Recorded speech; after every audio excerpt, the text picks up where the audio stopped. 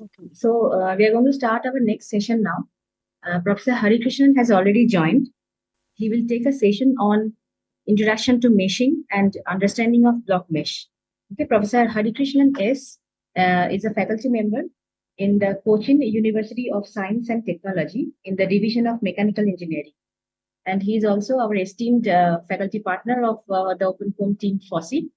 So just after the theory session, you will also get a chance to go through the hands-on sessions by Mr. John Pinto. You will have sessions on creating 2D channel geometry and mesh in OpenFOAM and grid solution and convergence in OpenFOAM. So do not panic. We will do this slowly, one by one. So we will go with your pace only. We will not run. Okay. So Professor Hari Krishnan, over to you. Welcome to the workshop, sir. Yeah, thank you very much. So before I begin, I just wanted to know and put from your side, especially there are more than 100 participants.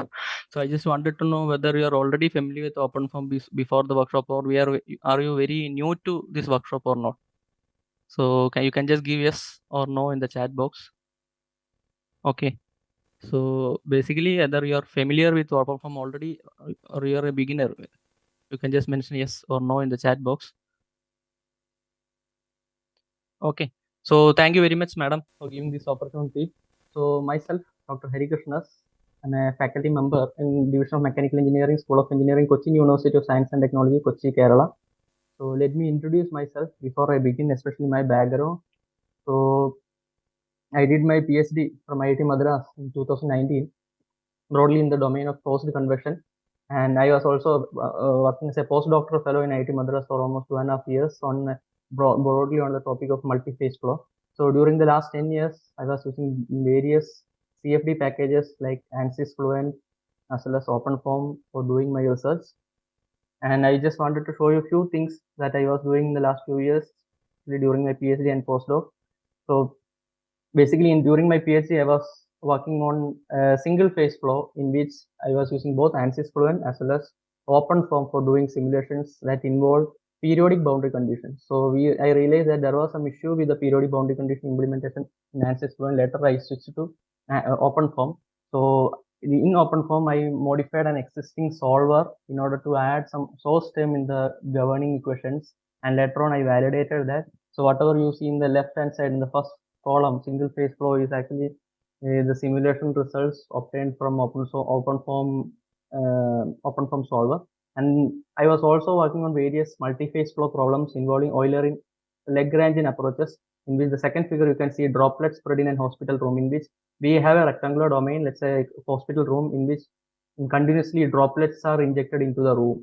So these droplets are considered as Lagrangian particles, and there are some inlet as there was some here we can see there is an inlet as well as outlet, and we were just trying to see how the effect of this inlet is going to influence the droplet spread within this domain. So this one I was using ANSYS Fluent for my study. So the third one is based on Eulerian approach, in which I was basically using Eulerian form solver for simulating particle cloud falling in pool of liquid, in which so basically we have a pool of liquid and a particle cluster, just like a bucket filled with sand we are pouring into it. So we know that these particles, especially these sand particles, will act like a fluid particle, right?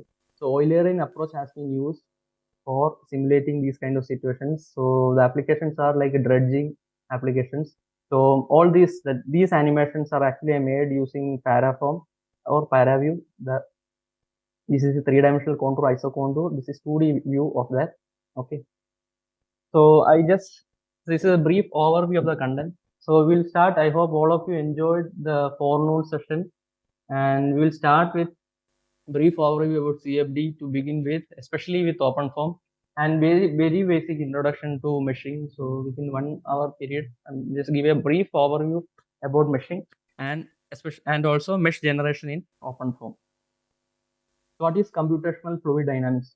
So we know that any physical phenomena, what we essentially do, we use certain mathematical model for modeling that physical phenomena with certain assumptions.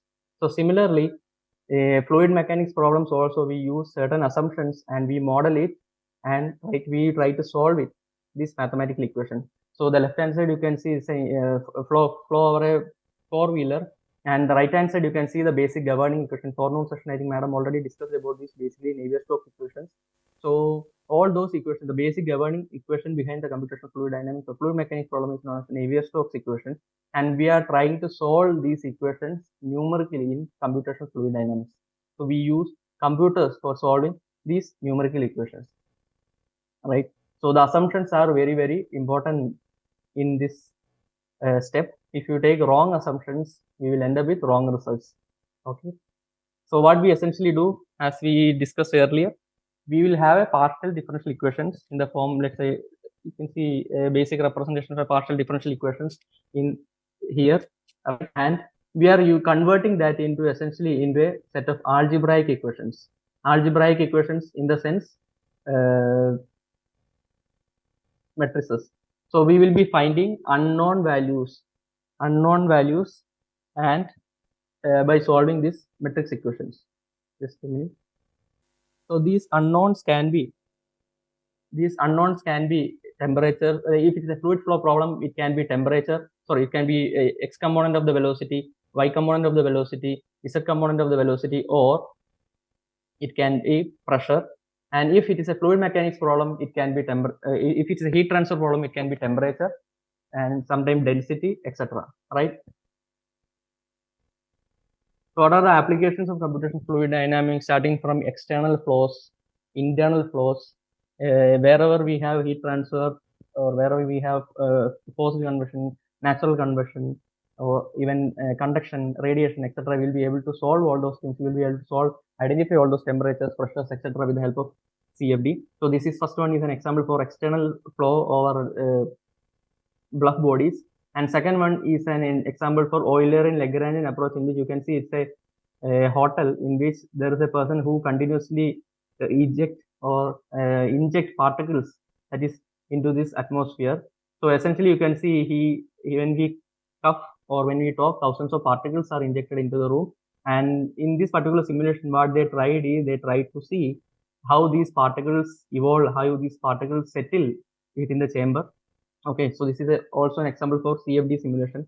And the third one is an example for conjugate heat transfer involving basically battery thermal management systems. As we know that the electric vehicles, the battery is one of the major thing, and operating regime or operating temperature range for the electric battery is very, very essential, very crucial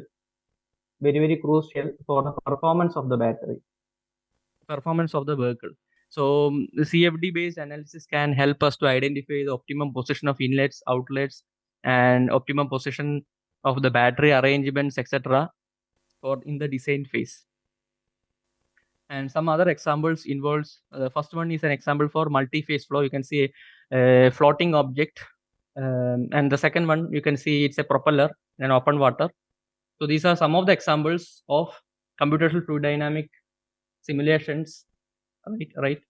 So there are different packages. You can also make your own codes for solving these kind of equations, or it is also possible that we can also rely on certain packages. So in general, there are multiple CFD packages available, basically CFD softwares like ANSYS Fluent, Star CCM, COMSOL, Autodesk, Simulia, OpenFOAM, Jeris, etc. Out of this, you can see the left hand side, all those softwares are actually paid or commercial softwares, in which you may have to pay some amount to access these softwares. On the other hand, the right hand side, OpenFOAM, Jeris, etc. are open source softwares in which you don't need to pay any amount to anyone.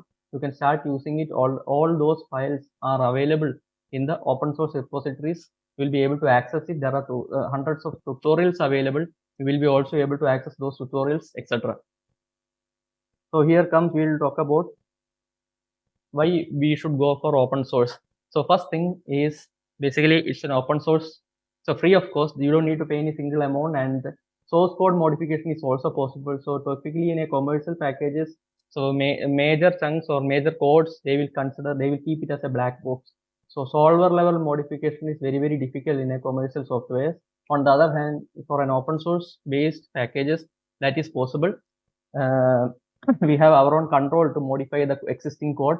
And it is also possible to have collaborative development in the sense, let's say I am a working in India, I have a counterpart who is in US or Europe.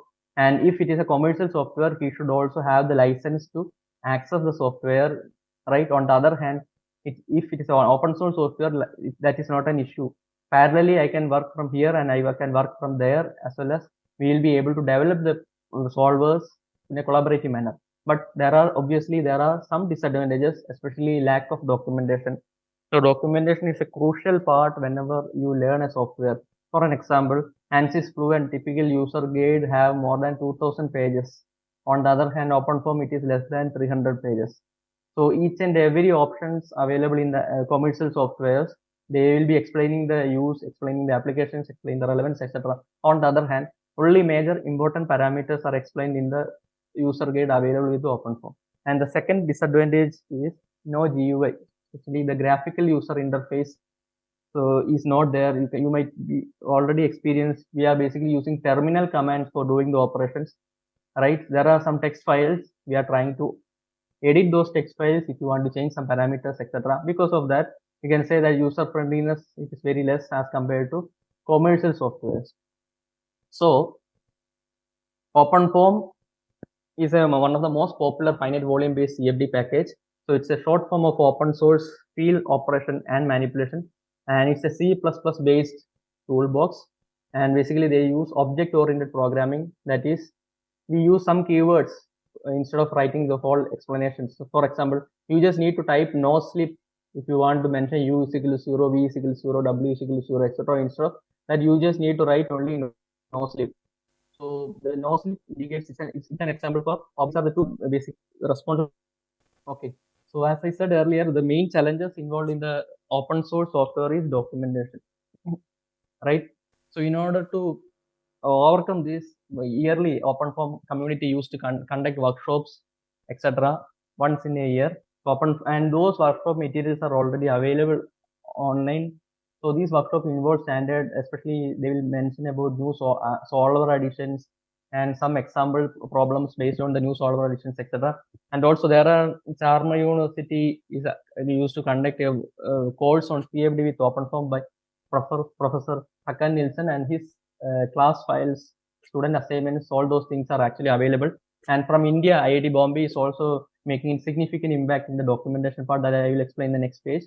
And there are also some training companies like Wolf Dynamics, CFD Dyna, etc., in which some tutorials are available free of cost, and some of them they actually provide at a particular cost. And so nowadays in YouTube we have a lot of other contributors like Joseph Nagy and other people who are actively involved in documenting, making standard text standard tutorials for different cases.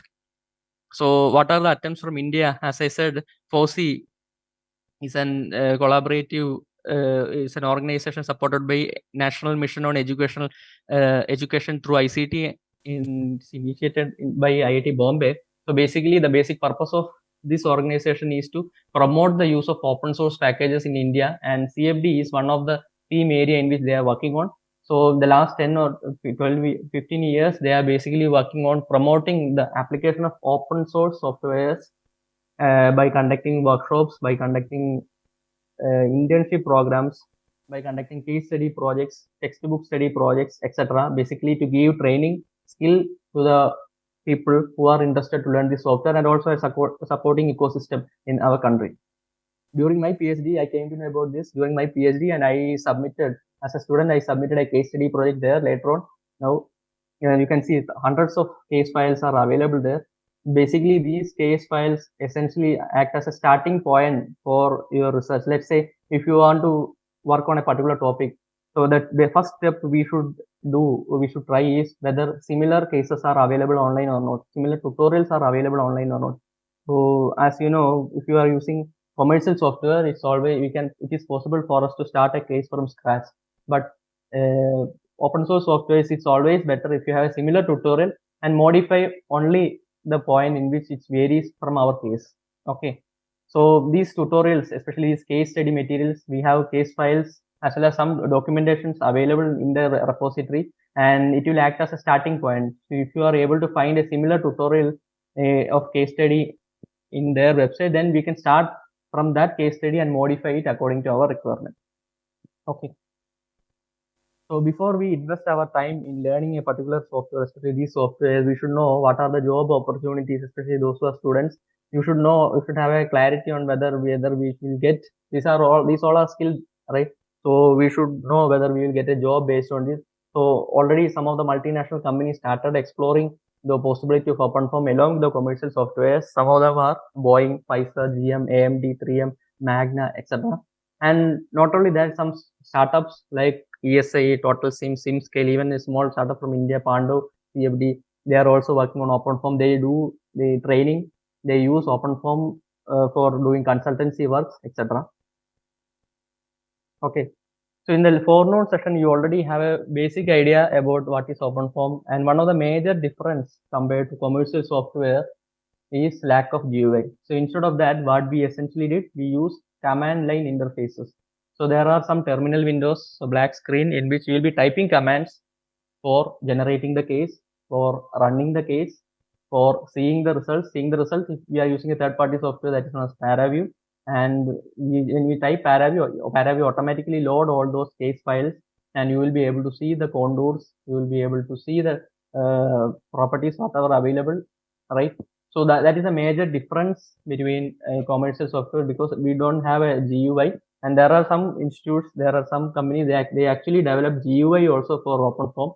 So starting from SimScale, SimFlow, Blue Cape, Helix, Simbuds, these are the companies. Basically, they give a GUI only, and basically the engine behind this GUI is actually purely OpenForm. Okay. So basically, all these things will help us to make it more user friendly. Okay, so this is a brief overview about OpenForm and CFD. So now we will move further. So the first thing we should keep in our mind is what is scientific computing, or what are the steps involved in the scientific computing. So we essentially what we do, we use certain methods to solve certain partial differential equations or ordinary differential equations by considering proper initial conditions as well as boundary conditions. So whenever we use a method, we should make sure that our results are correct, because these are computers essentially solving matrices. If you are making wrong assumptions, if you are making some mistakes in the calculations, it can lead to wrong results. Okay. So the first step involved in that is known as experimental validation. So whenever we try to adopt a method, let's say solver icoform, you are trying to make a case cavity tutorial. So first thing we should know is whether our results are matching with the experimental results. So experimental results, if it is possible for you to have your own experimental system, that is good. Sometimes it is not possible. So what we do, we refer literatures, especially established papers, various research papers already published in the domain, to compare our results with the experimental results. So this is just an example shown here. So the box inside here shows the experimental flow. I think this is an example for emptying a tank. I'm not sure about it. So you can see liquid air interface here, and you can see the simulation part. So this is a red color one indicates air, and blue color indicates the water liquid, and you can see more or less it is matching with the experiment. So generally we say we should do qualitative as well as quantitative comparison. Qualitative comparison in the sense, this is an example for qualitative comparison. That is, visually we will be able to compare the results with experiment as well as simulation. Quantitative in the sense, we will be comparing values one by one. That is, let's say you are just monitoring the level, water level, and say this is 0.8 meters, 0.8 centimeters or something, and here it is 0.79. So we can essentially get a quantitative comparison in which we will be getting some values, and we will be also able to identify what percentage error we have, right? So qualitative as well as quantitative comparison is required before we move further. So that part is known as experimental validation. The second one is, as you know already, the first step in a CFD simulation is making geometry. After that, we will be doing meshing, that is converting this domain into small elements or small meshes or small cells. And how do we know whether this number of cells are sufficient or not? We will conduct a grid independent study. So we need to make sure that our number of cells considered is sufficient to get the correct result. So that process is known as grid independent study. And the last one is known as time step independence. So if you're doing unsteady simulation, we should also know, so those who are, when we do unsteady simulation, we know that we use certain time step to proceed, right? So how do we know that our considered time step is sufficient or not? We need to do a time step independent study also. That means, let's say you start with 0.001 seconds as a time step, then you can increase it further or decrease it further. You can consider 3 to 4 time steps and check some of the parameters, whether it is varying with respect to whether those results are independent of the time step. If it is independent of the time step, we can go ahead with that time step. Okay. So these are the 3 things you should essentially do whenever we do a scientific computing. So when, let's say you are doing a PhD project or MTech project, so the first thing is, based on CFD simulation, the first thing is we should know which solver we are using. We should identify an experimental work or a literature. Then we should try to validate it. Then grid independence and time independent study we should conduct. So for some of the cases, so some benchmark problems are already available. Especially there are some universities, there are some organizations, or even NASA, they share their experimental results publicly online. So some of the examples are like from NASA website, some of the experimental results is already available online as an Excel sheet. You will get the values. And University of Manchester and ERCOFAC database, they have different cases of benchmark problems for CFD. And yes, these are the links for the validation case from NASA labs. Okay, so now we are slowly moving towards CFD simulation. So what are the major steps involved in the CFD simulation? First thing is we should make the geometry. So when the forenoon session, you use some commands like block mesh to generate a geometry as well as mesh. Okay, so the first thing is we should know how to make a geometry, and the second thing is how to make a mesh. So third one is preparing the cases in the which, so we should know which solver we are using. So let's say it's a simply fluid flow problem, then we don't need an energy equation to solve. So similarly, if it's a laminar flow, if it is a turbulent flow, we should know which solver we are going to use, and we should know what are the boundary conditions, inlet boundary conditions, outlet boundary conditions, or other boundary conditions, and the fluid property values, etc. And then we need to run the cases. And when you type icoform in the terminal, what happens?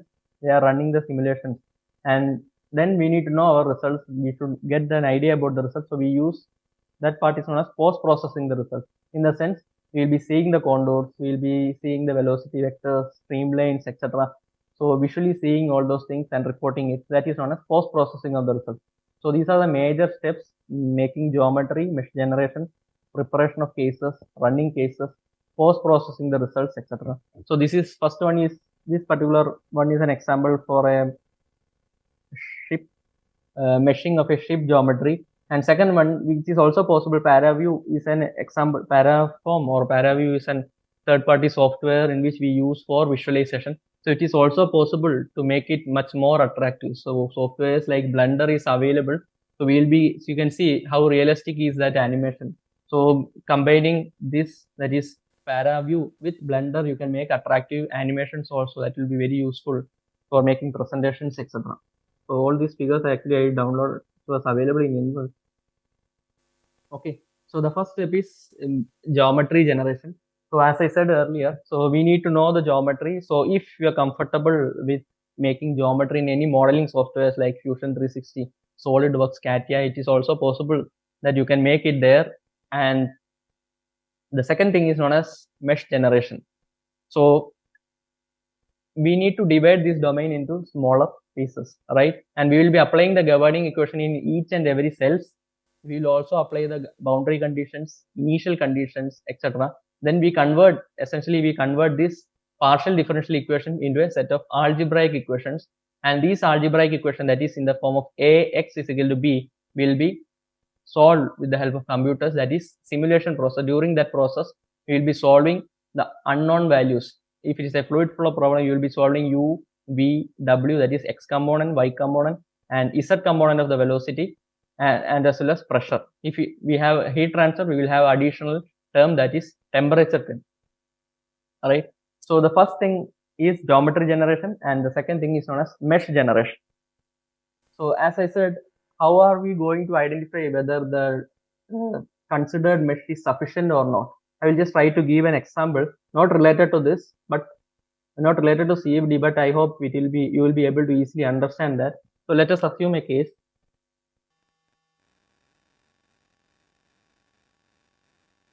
I'm going to make a circle from a set of points, and I'm just going to identify how good is my circle. Okay. So I will start with only 4 points. Okay. I assume that I can use only straight lines to connect this. So I am just going to make a circle. Instead of circle, I will obviously get a rectangular box, right? So ideal circle in which I should get is something like this. Okay.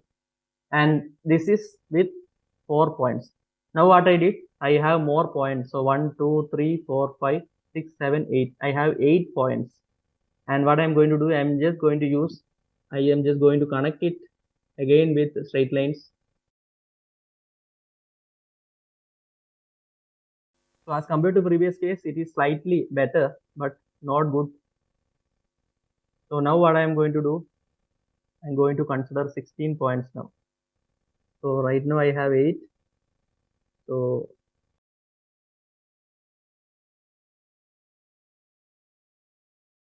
I'm not able to make in a proper straight lines. Okay. So it is obvious. Sorry for my bad drawing. So when we increase it to 32, you will start seeing that it is closely approaching towards a circle, right? So when we increase it further, we will have more and more accurate circle. So what I am going to do is I am just going to calculate the area associated with each case. That is, I will just calculate the area of the geometry I made here. So it's a rectangular box. If I know the length as well as breadth, I'll be able to calculate it. So let's say this is A1 and this is A2. Similarly, this is A2 and this is A3 and this is A4, etc., etc., etc. And I also know the actual area. So actual area is pi r square, right? What I'm going to do is I'm just going to find an error in terms of percentage. So that is A minus A1 divided by A modulus into 100. So it is obvious that what is going to happen when we increase the number of points. Okay. So this is percentage error. So when we increase the number of points, what happens? Percentage error is going to decrease from initially, let's say this is the initial point, and you can see at some particular point, or when it crosses a particular number, let's say 64 or something, that is going to be very, very insignificant. The changes, the percentage error from the actual value is going to be insignificant or very, very less. So we can say that when we increase the number of divisions at a particular, once it crosses a particular point, that is going to be independent, or the changes are very insignificant. So similarly, we should also do, that is known as grid independent study. That is, if you are doing a cavity problem, this is just an analogy, not from CFD. Okay, this is if you are using a cavity problem, first we should know, we will just divide this domain into, let's say, 4 in x direction and 4 in y direction, and 1 in, let's say it's a 2D problem, then 1 in the z direction. Then what we will do, we'll consider 8 by 8 or 32 by 32, etc. And then we will see some of the parameters. Some of the parameters maybe we will consider a line here, and we will just compare the velocity at that particular point. So this is the case for G1, that is grid 1. Then we will also consider another case, that is G2, etc. And we will be comparing all these velocity profiles one after another. And we will also see the percentage deviation from one case to another case, and we will decide which grid we should proceed. So this is what happens when we do a grid independent study for a cavity problem. The first one is it's a very coarse mesh. Coarse mesh in the sense we have very less number of divisions in x-axis as well as y-axis. So this is an example for 5 by 5 matrix. I have only 5 division in the x direction and 5 division in the y direction. And you can see this is U magnitude shown here, so it is not that clear. But when I make it to 20 by 20, you can see some structures are getting cleared, but not that proper. So this is an example with a 50 by 50, that is fine mesh. So you can see all those structures started coming in. If you further simplify it, you will be able to get grid independent results. You won't find any difference once it goes further. So that point you should identify and you should select that grid for your further computation. If you are comparing any properties, let's say this is a non-dimensional x velocity versus y. This is what going to happen. So we will have G1. Basically, G1 is this is not from this diagram. Okay. So G1 is a coarse mesh, then medium mesh, fine mesh. So you can see there is a small deviation between G1 and G2, and G2 and G3 it's more or less overlapping. So we will go ahead with G2 cells or G2 number of cells for further computations. So what way we can divide our domain? What are the different possibilities? So there are different types of meshes are available. They are known as tetrahedral, hexahedral, prism, pyramids, polyhedral, etc. And what is the meshing hierarchy? So we will start with the points, especially the vertices, and we will connect these vertices with lines. Then we will make surfaces by connecting these lines. Then we will make a cell volume by connecting these surfaces. So we will actually see a simple example in the upcoming slide. What do we mean by all these things, etc. Okay, so it is also possible to have meshes in a different style. So they are known as structured and unstructured grid. First one is an example, especially these two are an example for structured grid. Which we divide the domain equally. Here, uniform rectangular grid, you can see we are dividing this domain equally in x and y direction. So all these cells will be typically hexahedral kind of cells. It is also possible to give non-uniform meshing. That means if you want to focus more on the boundaries, it is also possible to have refined mesh in the boundaries. So they are known as variable rectangular or variable structured, non-uniform structured grid, etc. And if the geometry is very, very complicated, this kind of meshing is not at all possible. So then what we are going to do, we use unstructured grid. We make, if it is a 2D diagram, 2D case, we will make triangles, or if it is 3-dimensional case, we will make these kind of tetrahedrons for meshing process. So this is an example for an unstructured mesh. So what might be the reason for considering unstructured mesh as well as structured mesh? So there are some advantages for as well as disadvantages for unstructured as well as structured mesh. So one of the major difference between the structured and unstructured mesh. So as we know, the basics of CFD, especially finite difference, etc. We divide the domain into small pieces and we use certain notations like I, J indices for identifying a particular cell. So we know that these property values of this particular cell will be influenced by the surrounding cells. So obviously, when we try to solve these equations in that particular cell, we should know what are their neighbors, who are their neighbors. So for structured mesh, we can easily identify the neighbors. If it is Ij, the neighbors are I plus 1j, I minus 1j in the x direction, and j plus 1 and j minus 1 in the y direction. So it is possible for us to easily identify the neighbors if we are using a structured mesh.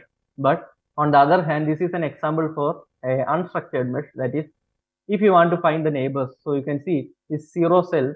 If I want to find the neighbors 1, 13, 9, okay. And if I want to find the neighbors for cell number 1, 0, 2, 6. So it will be very difficult for us to identify a relationship for the neighboring cells. Sometimes we may have multiple triangular cells also here. So for solving, we should know the neighboring states. And for structured mesh, neighbors found by adding or subtracting one cell from each cell indices. If it is a 3-dimensional body, we will have I, J, and K also. So for unstructured mesh, what happens? We should also save the list of neighbors. So that will actually add more storage. That will actually add some more matrices. So when we deal with all these matrices, obviously the time taken for computation will increase significantly. But for complicated geometries, so when we cannot use structured mesh, unstructured meshes are used. So when we consider mesh, we should also consider the quality of the mesh. So mesh quality decides the solution accuracy as well as convergence. So for a rectangular geometry, we can make a simply rectangular box kind of cells or hexagonal boxes. But when we have a curvature, when we have some obstacles within the domain, that is not possible. So sometimes these meshes will be skewed, or these meshes will have certain aspect ratios, etc. So we keep certain conditions to know whether these mesh quality is sufficient or not. So some of there are multiple properties. Some of them, few of them are like skewness, aspect ratio, etc. So as you know, this is an example for a skewed cell, and yes, these are some examples for equilateral triangle and skewed triangle. So for better solution, we should avoid minimal cell skewness. For better solution, we should keep minimal cell skewness and suitable aspect ratio. If you are talking about aspect ratio, between 0.2 to 5 is preferred. So if you have more aspect ratio, very less aspect ratio, we should do some arrangement to make this suitable aspect ratio within a preferred range. This is just an example. So depending upon the situations, these numbers may vary, but these are the conditions, some of the conditions to check the quality of the mesh. So how do we do mesh generation in OpenFOAM? So in OpenFOAM, there are two utilities. Okay, mesh generation. So we can use block mesh utility as well as snappy hex utility, like snappy hex mesh utility. So block mesh is a very simple utility that is used for making meshes for a simple geometries, and snappy hex mesh can deal with complex geometries. So along with that, so meshing along with the inbuilt utilities available in the OpenFOAM, it is also possible to use third-party software. So there are certain open source softwares as well as commercial softwares available. Dedicated meshing softwares are available, and if you are comfortable with these softwares, what we can do, we can actually generate the mesh there. We can easily import these meshes into OpenFOAM, and we can make the case studies. We can run the simulations, etc. So some of the open source softwares for making meshing are like Salom, Gmesh, etc. and commercial ANSYS, ICM, CFD, Hypermesh, etc. These are some of the examples. There are a couple of more examples for open source as well as commercial softwares. So so what happens is when we make a geometry as well as when we make a mesh in a third-party software, what we need to do, we need to save those meshes in a certain format. So OpenFOAM support multiple formats. Say for an example, .msh can be saved when we use ANSYS softwares.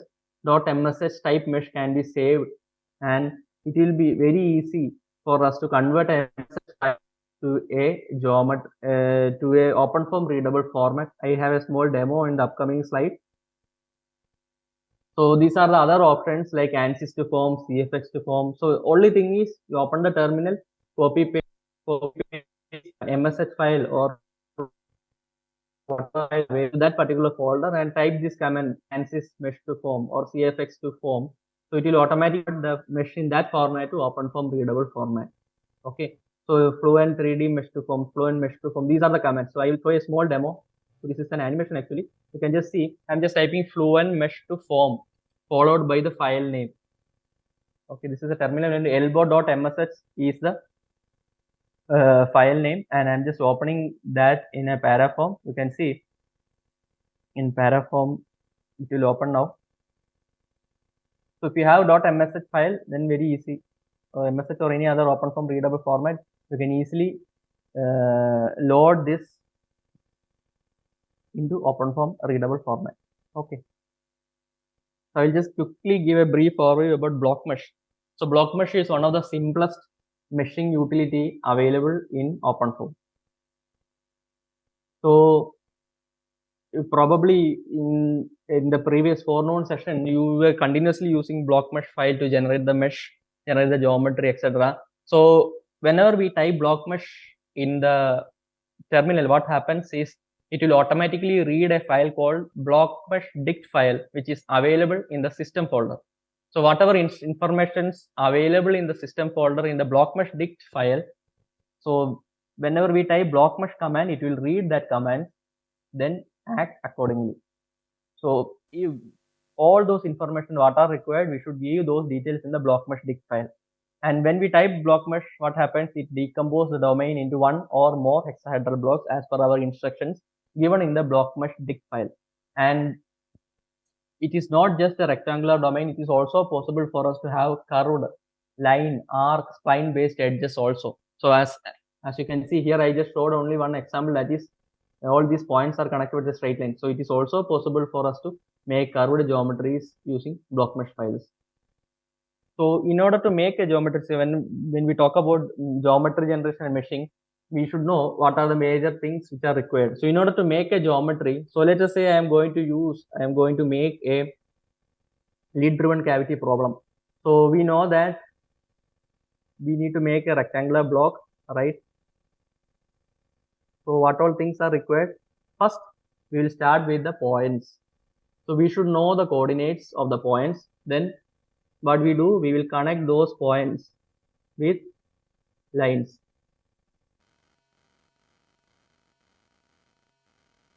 So we are going to connect these points. First I will make, one second, I will make the box, then I will make the points.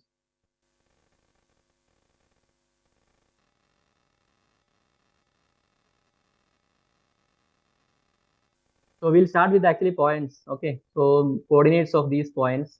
Let's say I keep this as origin and length, height, width as unity. Let's say 1, 1, and 1. So we will be able to know this is 0, 0, 0. And then if we are defining this as x direction, this as y direction and z direction. Accordingly, obviously, you know how to identify these coordinates. Let's say, so we have 4 points or vertices. So we have points. So 1, 2, 3, 4, 5, 6, 7, 8. So we'll start with the 8 points, or simply we can say vertices, and we will connect these points with lines. So we got a framework. Then we should know how to make a rectangular box or hexagonal box by connecting these points.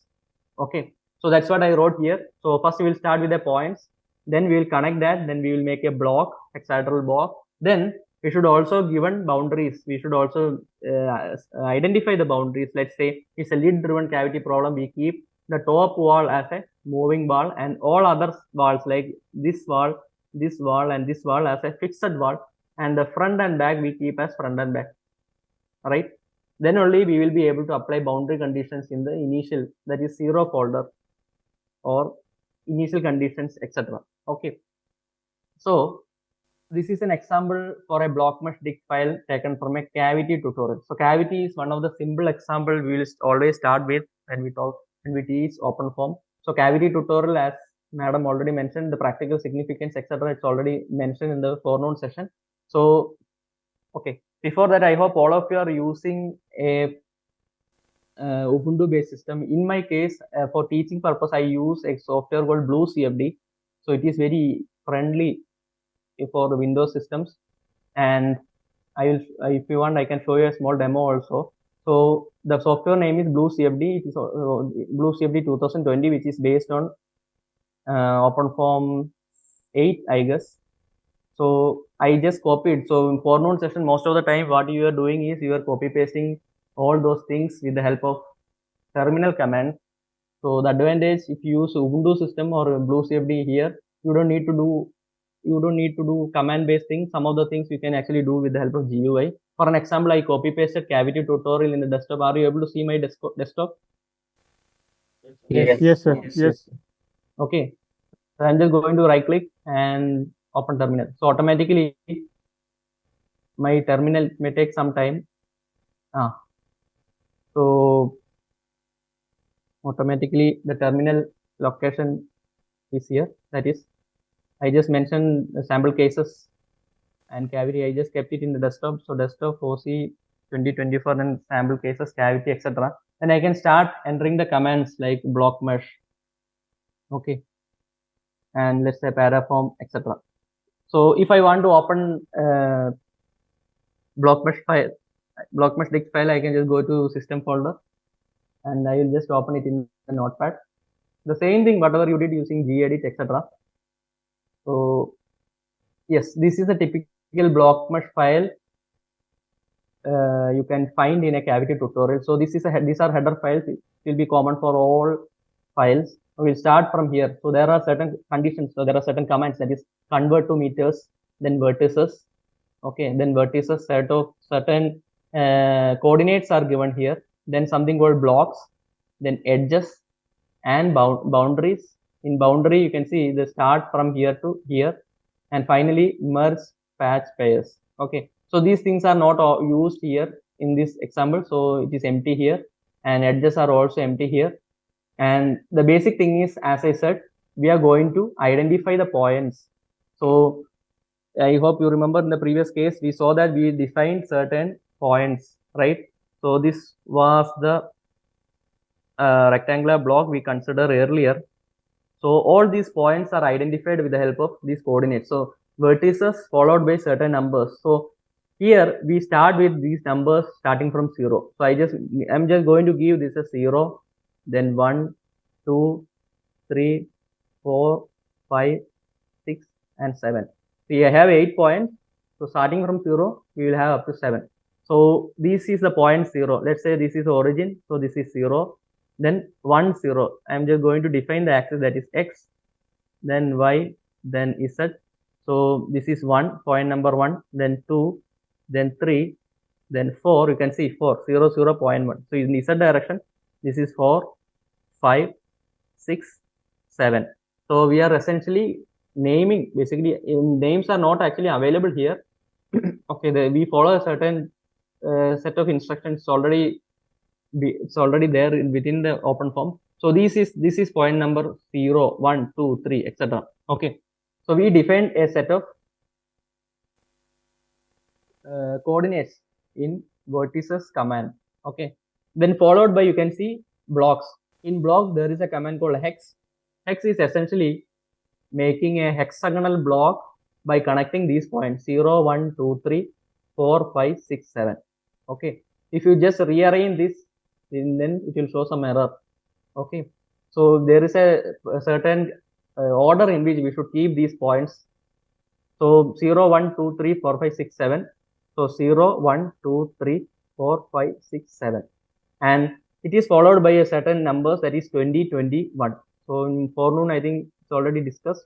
Basically 20 indicates the number of division in x direction, then y direction, and z direction. So this is a two-dimensional flow problem. So we are not considering any division in the z direction, and x and y direction 20 and 20 is given, and simple grading followed by certain numbers. So basically, if you want a non-uniform mesh, as I discussed earlier, so it is possible to keep expansion ratio values in the x direction, y direction, z directions here. Expansion ratio is a ratio between the maximum cell width to minimum cell width, and based on that, we will get non-uniform meshes. Okay, then what else we have? We have boundaries. It's shown here actually. So boundaries. So we know that we identify the points like 0, 1, 2, 3, 4, 5, 6, and 7, etc. Then we need to know, we already made, by using a hex command, we already made a hexagonal block, right? So now what we need to do, we need to identify the boundaries. So for an example, as I said earlier, for a moving ball, we know that top wall is moving ball.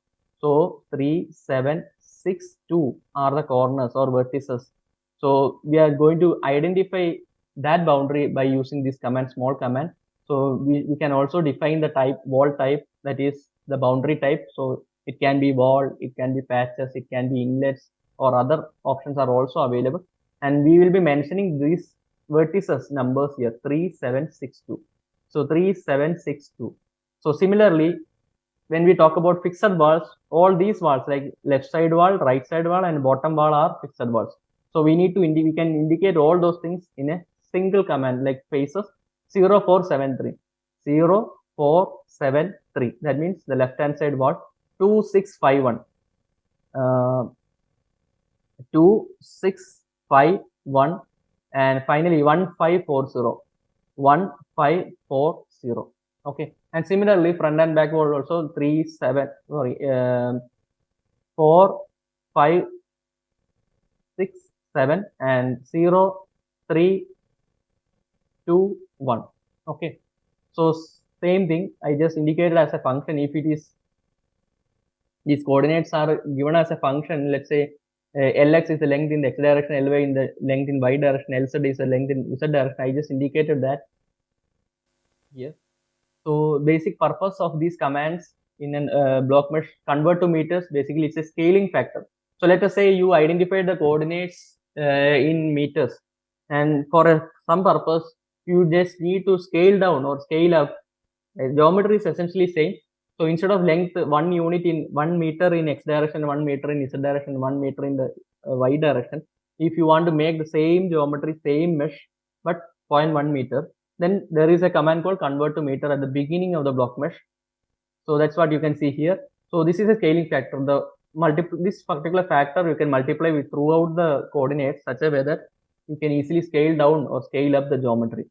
Right, that is the purpose of convert to meters. Then vertices, basically list the vertex coordinates, and edges, by default edges they will connect with you. You might have noticed previous case, the edges, it was empty. Yes, it was empty earlier from this block mesh edges. So by default, if you are not mentioning edges, then it will automatically identify that as a straight line. So if you want a curved edges, you want arc, spline, polyspline, etc., that is also possible. So then blocks, ordered list of vertex labeled with labels and mesh sizes. And boundary, it's a subdirectory of boundary patches. And default patch means optional entry describing default patches. Sometimes we use to give type as patches, sometimes we can give wall, etc. And in some cases, especially when we apply periodic boundary conditions, etc., we should also identify who are the neighbors. So we use a parameter called merge patch pairs, etc. So it's an optional list of patches to be merged. So when we use a periodic boundary conditions or a cyclic type boundary condition, we should know where is the inlet and where is the outlet, and what is a master what is a master boundary and slave boundary, etc. And we need to merge all those points, etc. So in that scenario, we will be using merge patch pairs. So these are the basic commands. We can do lot of things with this basic block mesh utility itself. So in the previous example, you saw we are defining all these vertices manually, right? So if you just open manually, in the sense all these coordinates we are actually entering manually. So what happens if you're continuously dealing with this kind of geometry with let's say different dimensions? So let us say your faculty, your teacher want you to do an effective aspect ratio on lid driven cavity problem. That is aspect ratio in the sense, so he is asking you to make a rectangular geometry with 1 by 1, then let's say 2 by 1, and let's say 2 by 3, etc. So typically what you can do is you can identify the coordinates each and every time and repeat the calculations. So we can also do one more thing. We can define the length in x direction, length in y direction, length in z direction as a variable. So instead of defining all these things, coordinates, as an individual coordinate values, so what we can do is also possible to make these as a variable. For an example, I have another slide here. So I'm just going to define variables. So let's say a length in x direction as 4, length in y direction as 8, length in z direction as 2. Okay, I'm just defining lx, ly, lz, etc. So this won't be this one you won't find in existing cavity tutorial or any other tutorial. So I'm just going to define lx, ly, lz. Similarly, I'm also defining the number of divisions in x and x, y, z directions, etc. with certain notations like nx, ny, and nz. So now in vertices folder, vertices section, what I'm going to do is I'm just going to recall these values, these variables. So instead of writing 1, 2, 3, 1, 1, 0, etc., I'm just going to recall lx, ly, lz, because we know that we have a pattern over there. So when we recall it, we should always use a symbol like dollar symbol, $lx. So this is 0, 0, 0, then 1, 0, 0, 0, 1, 0. So you can see all these numbers are replaced with these variables. So similarly, here 2021 was there earlier, that is number of division in x direction, number of division in y direction, and number of division in z direction. So what I did, I just use these formulas, I just recall this using the dollar symbol. So first we need to define the variable, then we will be using these variables with the help of this dollar symbol. We will be replacing the vertices, then the number of divisions, etc. In the block with the help of these variables. So I have another demo. You can see cavity tutorial. So then the block mesh file, what I'm going to do is I'm just defining, as I said earlier, the lx, ly, lz, nx, ny, nz, etc. And all those coordinates are based on that variables. Then I'm just going to call block mesh. So when I type block mesh, it will automatically call block mesh dict file and execute whatever we mentioned there. So now we will see the results in paraform. So this is an example for 4, 4, 2. I just give dimension x direction 4 and y direction 4 and z direction 2. Okay. So now what I'm going to do is I'm just going back to the block mesh file.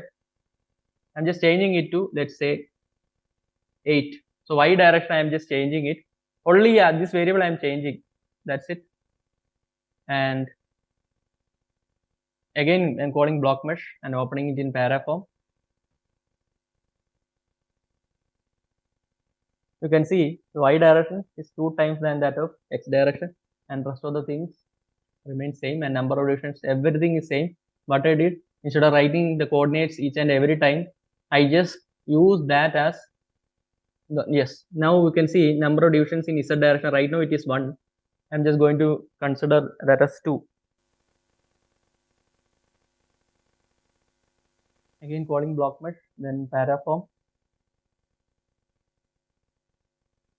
So instead of 1 division in the z direction, you can see 2 divisions came now. So this is just an example or demo. It's also possible for us to make variables as a coordinates and do the operations which can take save significant amount of time, right? So some other possible geometries I already explained with my students. Very simple thing, which is a combination of, you can see, starting with a rectangular block, ending with a circular cylinder. So this is an example rectangular block with a concave or some arc is cut here. So this is a donut kind of structures. Then this is a curved pipe. This is a simple rectangle. This is simple pipe, the hollow pipe, then stepped structure. Then instead of this, we have a convex structure, and even helical spring also it is possible for us to do with block mesh. So in tomorrow's session, what I'm going to do is we will be discussing. So right now we already discussed about single block. So when we have a complicated geometry, some cases it is also possible for us to make the geometry and mesh in block mesh. So we should know how to make complex geometries by using multiple blocks. So we use certain thing called, we use multiple blocks, and some boundaries we need to merge, etc. are there. So the details regarding that will be discussed in tomorrow forenoon session. Okay. So these are the reading materials. As I said earlier, the documentation part. So especially if you have a doubt, if you want to systematically study anything in open form, is very limited. So whatever point I discussed, especially related to block mesh file, it's already available in the open form user guide. So if you don't know where this user guide, it's very easy. You can find it in your computer itself. When you install OpenForm solver, you will be able to you will be having the user guide also in the folder. So wherever you install OpenForm, so in this case I'm using Blue CFD core folder. So in core folder, or if you are, let's say you use OpenForm 5 or OpenForm 7, you go to that particular folder. Then you can see doc folder. In that guides, you will find user guide. So this is a user guide. So approximately around 240 pages. So you can go through. I have one doubt. This is not the Ubuntu version, na? That's the OpenForum you are using. No. So this is which version? This is which CFD? In this workshop, they Ubuntu based version, they are giving instructions. So it's better to follow that. Windows version. Now I actually getting hard from Saturday, Sunday.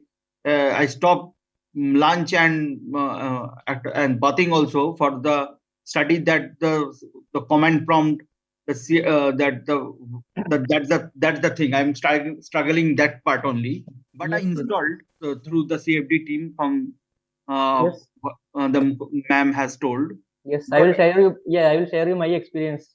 In 10 years back, when documentations were not there, what happened is I was the first one, especially in IT Madras. From my lab, I was the first one to begin learning this OpenForm. So there was no one to help me at that point of time. I took 1 week to install OpenForm properly. The thing is that during that 1 week, we will also learn what not to do. what are the other things where we made mistake. So initially the learning curve is actually steep. You will learn a lot of things what is not required immediately, but in later stage you will realize that they all are important. That will help you in another way. So Yes, sir. Yes, sir. Because yes. I experiencing it after my graduation, Hmm. I started that 2 years of the lockdown came.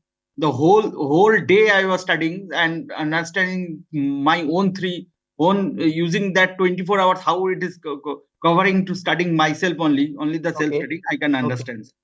Okay. Yeah. So this version I am using is actually Blue CFD. So the thing is, I am just using it, but in this workshop they use different versions. So the tutorial they provide may have some compatibility issue if you are using Blue CFD one. Okay, because that is based on different version of OpenForm. This is based on OpenForm 7. So the workshop they are in, I think workshop they are using OpenForm 8, right, or 7? 9, sir. We are using 9, 9. 9. Yes. Yes, fine, fine. So you may experience some compatibility issues, especially when they share the tutorials to try to reproduce it. Okay.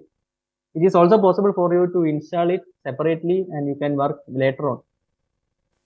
Okay. So with this, I will just Thank you, sir. yes, thank you. So I have another important that I will cover in the next tomorrow's session, because after explaining some other things, I will explain this some interesting features in OpenForm. Okay. So with this, I will end my session. Any doubts? Yes, sir. I want to ask something.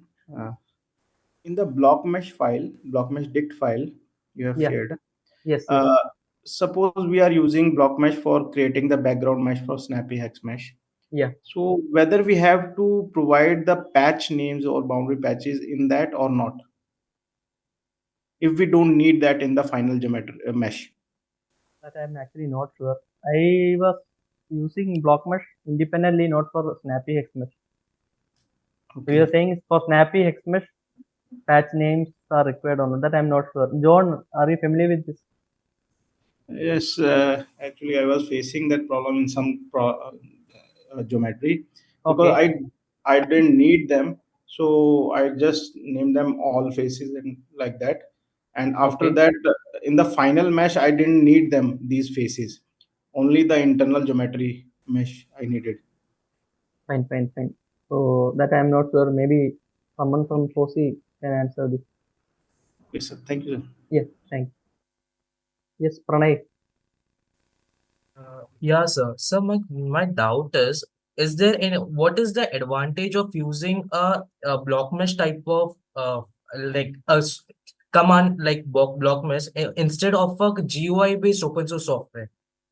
Like what is the more flexibility we get in terms of using for creating mesh? Fine. In the last slides, do you remember I just showed one demo of converting geometries, let's say with a different aspect ratio. Yeah, sir. GUI also it may be possible, but automation and all, it is very, very convenient if you use these block mesh kind of utilities. GUI, let's say you want to make aspect ratio 1:1, and 1:2, 1:5, etc. Each time you need to make the geometry, you need to divide it in number of cells, etc. On the other hand, simply if you just modify the existing block mesh file and just give the flexibility, within a fraction of minutes you will be able to do it. So automation and all, to some extent it is very, very convenient. Okay, sir. Got it. Thank you. Yeah. You can, those who are already asked, you can just drop your hands now. And someone else, Deepak Yadav, yes. Tell me. Sir, actually in ANSYS Yes. Fluent, if Yeah, we yeah. define for good meshing, we have a different parameters like orthogonal quality should be greater than 0.1 and skewness less than 0.8. Such types of parameter also available in OpenForm. It is possible to check the quality by simply typing check mesh. So Check you will be, yes, check mesh. If you just type check mesh in the terminal, so you will be able to identify some parameters, like I will show you 1 second. So I already made a geometry in cavity. Just type check mesh, CHECK, M should be capital. So they are identifying something like skewness, let's say minimum face area, maximum aspect ratio. Then they are saying okay, they are okay. Then minimum cell openness. There are, as I said, skewness and aspect ratio are only two things. It is also possible. There are multiple parameters also. Maximum skewness also they are saying okay. So if you just type a check mesh command, so they will all automatically calculate all those parameters which are related to the quality of the mesh, and they will say if it is not okay, they will say it's not okay. Okay, you can see not non-orthogonality check. Okay, so this is only Sir, here post-processing. also, Yes, yes, sir. Sir, here also range should lies between 0 to 1 depends. for That I'm for yes, that skewness. skewness. I'm not sure what are the conditions they kept in the check mesh command. They might have kept some value range in which if it is between this and this and this, then they will say it's okay. Otherwise, they will say it is there are some issues. This is only for post processing, like in the sense you already made the mesh and you are checking the quality. But what you asked is it possible for ANSYS to make mesh by keeping this as about n conditions? That's what you are asking. Are you saying it is possible to make mesh by keeping some maximum skewness, let's say 10 raised to minus 1? Yes, sir. Yes, sir. Oh, is it? That I'm not sure. Yes, sir. In ANSYS, we can check what is the mesh quality and what is the skewness and aspect That is ratio. after making mesh, right? Before making it is not possible, right? Yes, sir. Possible. After making. Yes, sir. Yes, Okay. Yeah. For that you can just type yes. You can just type influent meshing and ANSYS meshing in both. Both. Fine. That is also possibly type check mesh. That's it. You'll get all these values. If it is not okay, they will say there are some errors. Okay. Thanks so much. Hello, sir. Yes, Sibin, tell me. Okay, I'm working on steady time simulations in Open. What simulation? Steady time. Steady time. Steady time. Mixing. Okay. Mixing. Yeah. So I tried Snappy XMesh utility initially, but when I run checkmesh, it always generates some orthogonality errors or skewness. So now I am importing mesh from ANSYS. So I feel it difficult to mesh in Snappy XMesh. Okay. So what do you suggest? It is better so it to is import. Actually, see, if you have a commercial license, then if time is an important parameter, then you can directly use that. Otherwise, it is possible. I have seen still tanks, some in YouTube and all I have seen they use. Yeah, if I follow the tutorial, yes. it works. But if we create our own geometry, generating errors. Okay. That's the problem. Yeah. It is covering in this workshop or not? Snappy XMesh, I am not sure. Okay. It is there, John? No, sir, we are not doing Snappy. Okay, fine. Yeah. Okay, Raghavendra. So my question is about importing the external mesh files to OpenFOAM. So Yes. whenever we execute the command like ANSYS to form, it will write polymesh file in the constant folder. Yes. But the problem is the 0 folder files, which are initial and boundary condition, they have the values defined at different patches. Yes. So when we import the file, do we have to manually modify Yes, manually modify it. Especially inlet, outlet, naming, etc. Then you need to manually modify that. Is there any way to synchronize these U and P files? Any Python code or anything? As of now, I'm not familiar. I did manually. Okay. Because the name in which you give will be different from the others, right? So inlet someday it will be small letter, someday it will be capital letter. So manually only I was doing it. Maybe some codes may be available, I'm not sure. All right. Thank you. Yeah. Hello, sir. Yes. Yeah. So like in the block mesh dict file, Yeah. so we have given vertices, right? So Yes. from vertices, it is constructing an hexagonal block, right? So my question is like in which order it is connecting the vertices to form the block? Because you mentioned that the ordering of the vertices is important. Yes. Yeah. So the thing is, there is some order. So that details is available in the user guide. 1 second. Okay. Right now, I don't remember some clockwise direction. Some order is there. 1 second. So if you go to chapter number 5, mesh generation and conversion, the user guide. So all these details are available. Let me check. If you are giving wrong order, that will actually results in some error. Sir, above that, same thing. Just above that. Just above it. Just above it. Or sort of little bit. The other diagram was there, I think. This diagram. This diagram. Yes. So not here. 1 second. Somewhere else. We have an additional reading material on that, sir. We can provide them. Okay, V means? FOSSEE has an additional reading material on that, on the sequence of. Okay, fine. Yeah. So right now they are saying it's a right-handed system. So there is Yes. a pattern. If you see OX, OY, OZ, all those things, it should move in clockwise direction. So in that way, we should consider the points. If you are giving wrong number systems or numbers, that will leads to error. Okay, thank you, sir. Yeah. Okay. Thank you so much, Professor Harikrishnan. Yeah, thank you very much. Extremely helpful for the students, I guess. The Thank way you. you were explaining, it's really very appreciable.